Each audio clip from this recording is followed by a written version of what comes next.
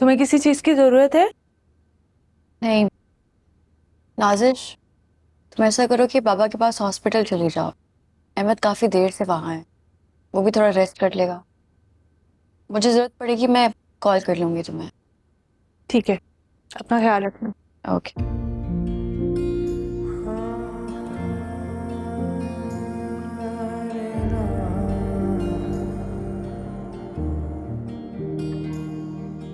छोटी सी दुनिया बनानी थी अपनी मुझे। हाँ, टूटे हुए ख्वाब सारे कहते मुझे। जाने क्यों अल्फाज दिल के दबे हैं। हाँ मेरे अंदाज थोड़े नए हैं।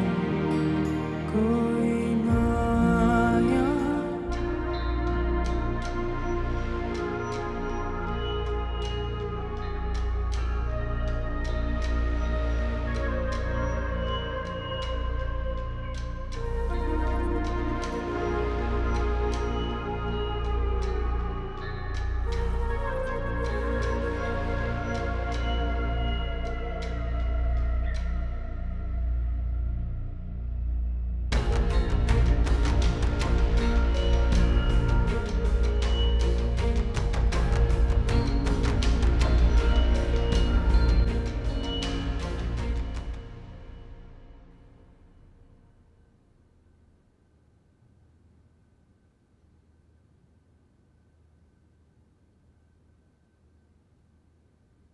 ये लो तुम्हारी ट्रांसक्रिप्ट्स और सर्टिफिकेट्स की verified copies. Thank you so much. लेकिन मुझे समझ नहीं आ रही कि तुम करती क्या फिर रही। अभी जो तुम्हारा हुलिया है ना, मैंने कोई भी बात कही तुम्हारे सर के ऊपर से गुजर जाएगी। चलो ठीक है, फिर मैं चलता हूँ। अहमद, अगर तुम्हारे पास कुछ वक्त हो तो मुझे तुमसे कुछ कहना है। फराह इतनी मुहज्जब कब से हो गई तुम? बात करने से पहले वक्त मांग रही हो। नहीं, सीरियसली मुझे कुछ तुमसे कहना है। तो कहो। आई एम सॉरी कि मैंने तुम पे इतना बोझ डाला। ये इतने से काम में बोझ कैसा? मेरा मतलब है कि अपनी फीलिंग्स को एक्सप्रेस करके तुम पे बहुत बोझ डाला है। देखो फराह, हम उस सिचुएशन से निकल आए और हम दोनों जानते हैं कि उस वक्त हम हालात की कैद में। आई डोंट थिंक कि उस बारे में बात करने का कोई फायदा है। बट बात बतानी भी तो बहुत जरूरी है ना। मैंने शुरू में जो कुछ भी तुम्हारे बारे में फील किया वो सब सच था। कब दोस्ती मोहब्बत में बदल गई मुझे पता ही नहीं चला। एंड ऑनेस्टली मैंने तो सोचा था कि मैं कभी तुम्हें एक्सप्रेस ही नहीं करूंगी, कभी इस बात का जिक्र ही नहीं करूंगी, लेकिन अपनी बात पे कायम नहीं रही। बट फिर वो एक सोच होती है ना कि अगर आप अपनी फीलिंग्स को एक्सप्रेस ना करें तो बहुत एक नेगेटिव इम्पैक्ट होता है। तो बस इसलिए मौका देख के मैंने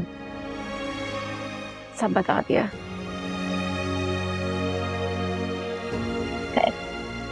इन सिचुएशन से मुझे ये पता चला कि लड़का और लड़की की मोहब्बत और दोस्ती के बीच में एक बहुत फाइन लाइन होती है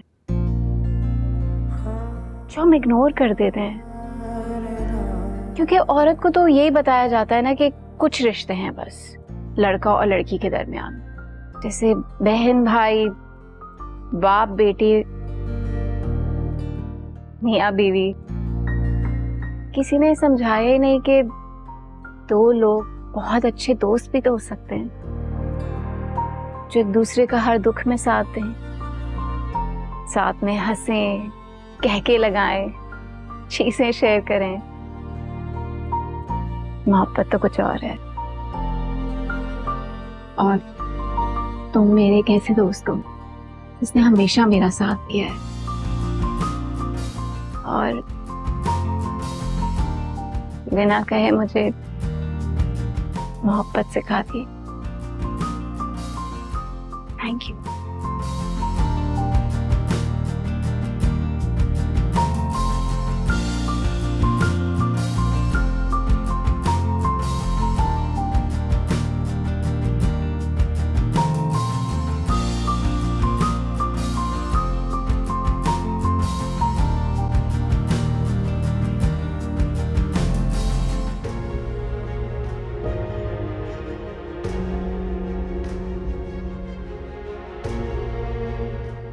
बाबा हम बहुत करीब पहुंच गए हैं।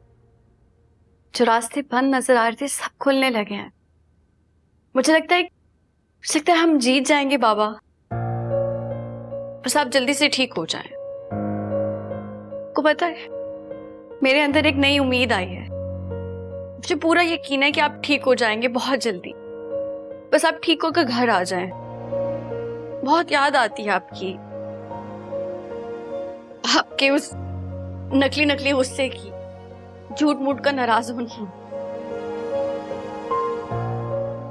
आपके जोक्स की, आपकी हंसी की, आपकी डांट की। लेकिन आपको पता है सबसे ज्यादा याद किसकी आती है? आपके हाथ के बने खाने की। पता नहीं कितने दिन हो गए हैं पेट भर के खाना ही नहीं खाया। बहुत मिस करते हैं बाबा। आप जल्दी से ठीक हो और फिर घर आए ताकि हम आपके हाथ का खाना खा सके। पता है घर में भी दिल ही नहीं लगता। आपके बगैर सब सूना सूना हो गया है बाबा। बस अब आप जल्दी करें। आप जल्दी से ठीक हो जाएं। बाबा हम आपका इंतजार कर रहे हैं। प्लीज।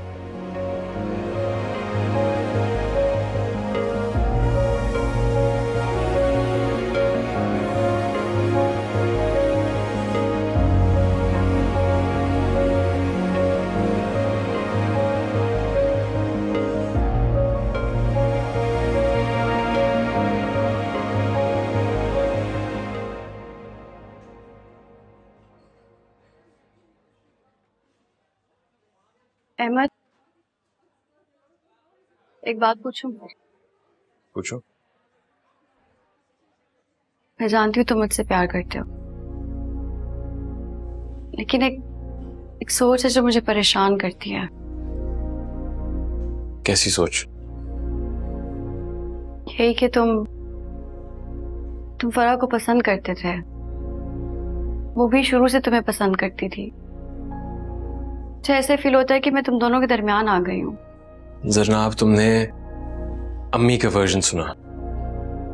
फराह हमेशा से मेरी दोस्त थी और कुछ नहीं। बल्कि जब से घर में ये शादी की बात शुरू हुई है तब जाकर मुझे पता चला है कि फराह मुझे हमेशा से पसंद करती थी। और शादी में दोनों तरफ से मोहब्बत होना जरूरी है। एक तरफा मोहब्बत में दो लोग कभी खुश नहीं रह सकते। ठीक कह रहे हो, लेकिन पता नहीं मुझे बस हमेशा ये रिग्रेट सा रहेगा कि मेरी वजह से किसी की फीलिंग्स हर्ट हुई हैं। फराह हमारे रिलेशनशिप के बारे में ऐसा नहीं सोचती जैसे तुम सोच रही हो। उसने हमेशा मेरी जज्बात की कदर की है। अगर कोई भी बात होती तो वो मुझे कह सकती थी। जनाब तुम ऐसा मत सोचो। तुम्हें अगर लगता है कि फराह तुम्हारे बारे में गलत सोचती है तो तुम उससे एक बार मिलकर देख लो।